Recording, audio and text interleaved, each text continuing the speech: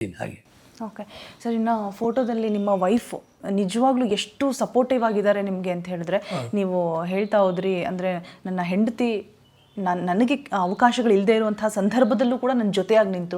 ಎಷ್ಟೋ ಜನ ಕಲಾವಿದರ ಲೈಫನ್ನು ನಾವು ನೋಡಿದ್ದೀವಿ. ಈಗ ದುಡ್ಡು ಬರ್ತಾ ಇಲ್ಲ, ಅವಕಾಶಗಳು ಬರ್ತಾ ಇಲ್ಲ ಅಂದ ತಕ್ಷಣ ಸಪ್ರೇಟ್ ಆಗುವಂಥದ್ದು, ಇನ್ನೇನೋ ಮನಸ್ತಾಪಗಳು ಉಂಟಾಗುವಂಥದ್ದು. ಬಟ್ ನಿಮ್ಮ ಫ್ಯಾಮಿಲಿನ ನೋಡಿದ್ರೆ ನಿಜವಾಗ್ಲೂ ತುಂಬ ಖುಷಿ ಆಗುತ್ತೆ ನೋಡೋದಕ್ಕೆ. ನಿಮ್ಮ ವೈಫು ನಿಮಗೆ ಕೆಲಸ ಇಲ್ಲದೆ ಇರುವಂಥ ಸಂದರ್ಭದಲ್ಲಿ ಒಂದು ಸ್ಕೂಲ್ಗೆ ಹೋಗಿ ಜಾಯಿನ್ ಆಗ್ತಾರೆ, ಅಲ್ಲಿ ಹೋಗಿ ಕೆಲಸ ಮಾಡೋದಕ್ಕೆ ಮುಂದಾಗ್ತಾರೆ, ನಿಮ್ಮನ್ನು ನೋಡ್ಕೊಳ್ಳೋದಕ್ಕೆ ಸ್ಟಾರ್ಟ್ ಮಾಡ್ತಾರೆ, ತುಂಬ ಸಪೋರ್ಟಿವ್ ಆಗಿ ನಿಲ್ತಾರೆ. ಅದೆಷ್ಟು ಖುಷಿ ಕೊಡುತ್ತೆ. ನಿಮ್ಮ ಹೆಂಡತಿಗೆ ಏನು ಹೇಳ್ತೀರಾ ಸರ್?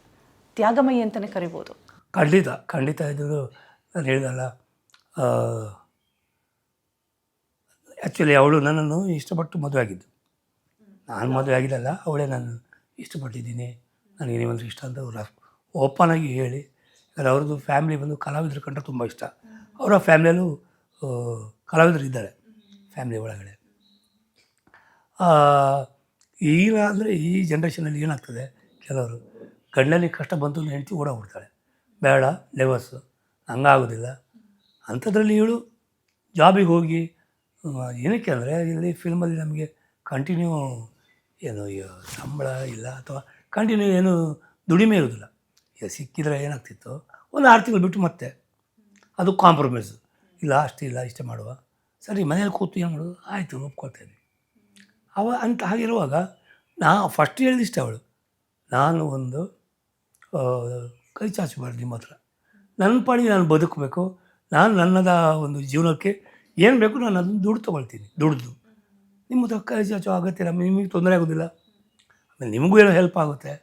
ಆಮೇಲೆ ಅಷ್ಟೊತ್ತಿಗೆ ಚಿಕ್ಕ ಮಗ ಇದ್ದ, ಯಾವತ್ತೂ ಮಕ್ಕಳು ಏನಾದ್ರು ಕೇಳಿದ್ರೆ ಇಲ್ಲ ಹೇಳಬಾರ್ದು, ಅಥವಾ ಅವ್ರ ಫ್ಯೂಸ್ ಆಗಿರ್ಬೋದು, ಈ ತಿಂಗಳು ಕಟ್ಲಿಕ್ಕೆ ಆಗಿಲ್ಲ, ಆ ಥರ ಇದು ಬಂದರೆ ಯಾಕೆ ಆ ಥರ ಅನುಭವಿಸ್ಬೇಕು, ನನಗೆ ಆಗೋಷ್ಟು ಸಂಬಳ ಸಿಗ್ತದೆ, ನಾನು ದುಡಿತೀನಿ, ನಾನು ಕೇಳಿಕೊಂಡು ಆಯಿತು ನೀನು ಮಾಡ್ಕೊತ ಒಂದು ಸ್ಕೂಲ್ಗೆ ಸೇರ್ಕೊಳ್ತೀನಿ. ಅದು ಹಾಗೆ ತುಂಬ ದೂರ ಹೋಗಲ್ಲ, 50,000 ಸಂಬಳ ಸಿಗ್ತದೆ, ರಿಸ್ಕು ತುಂಬ ದೂರ ಹೋಗ್ಬೇಕು ಆ ಥರ ಇಲ್ಲ, ಹಂಗೆ 10,000 ಸಿಗಲಿ ಇಲ್ಲೇ ಇರ್ತೀನಿ ನಾನು ಅಂತೇಳಿ ಹಂಗೆ ಸೇರಿದವಳು. ಅಲ್ಲಿಂದ ಇನ್ನೊಂದು ಒಳ್ಳೆ ಸ್ಕೂಲ್ಗೆ ಹೋಗಿ ಅಲ್ಲೂ ಒಳ್ಳೆ ಹೆಸರು ತಗೊಂಡು ಈಗ ನಮ್ಮ ಮನೆ ಕಾಂಪೌಂಡ್ ತಾಗ್ಬಿಟ್ಟೆ ಇದೆ, ಗುರುಕುಲ್ ಅಂತೇಳಿ ಇಲ್ಲಿ.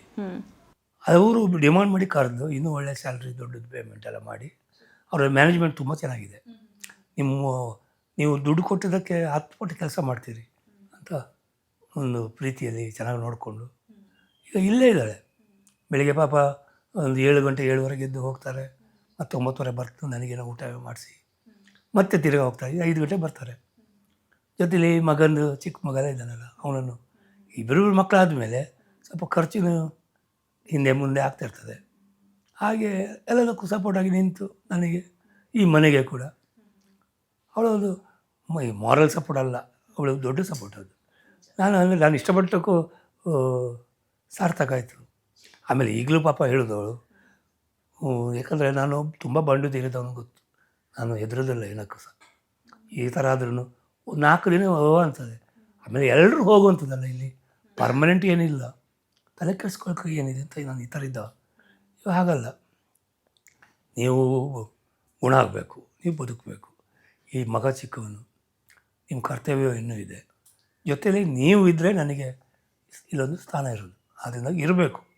ಅದರಿಂದಾಗಿ ನೀವು ಈಗ ಮತ್ತೆ ಜನರ ತಗೋಬೇಕು ಸಹಾಯ ಕೇಳೋಕ್ಕೆ. ಯಾಕಂದರೆ ನಾನು ಆಗೋದಿಲ್ಲ ಅಂತ ಹೇಳಿದ್ದೆ, ನನ್ನ ಕೈಲೇ ಆಗೋದಿಲ್ಲ,